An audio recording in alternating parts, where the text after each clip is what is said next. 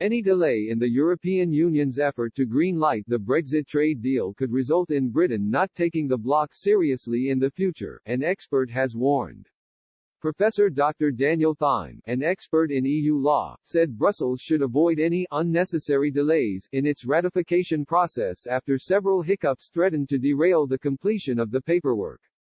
His warning comes after EU member states claimed translations of the 1,246-page Trade and Cooperation Agreement could miss the deadline for ratification.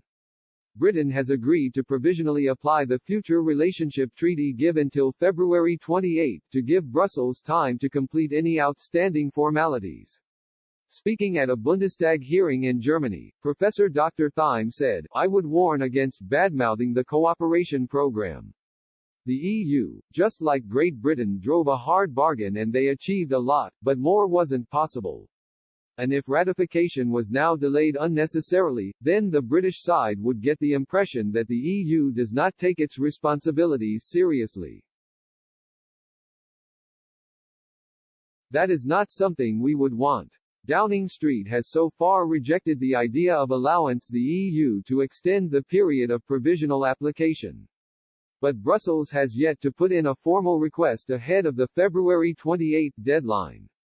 If delayed, MEPs could be given until April to scrutinize and eventually vote to rubber-stamp the Brexit trade deal. It is understood EU member states are also keen for the extra time so they can understand the so-called level playing field provisions in the treaty. Express.co.uk previously reported that some European capitals were pushing for more powers in any decision to punish Britain for attempting to gain a competitive advantage over the bloc. Professor Dr. Franz Mayer recommended that Germany's federal government should keep their foot in the door of this process. He said, "My advice for the Bundestag would be to definitely try to keep their foot in the door.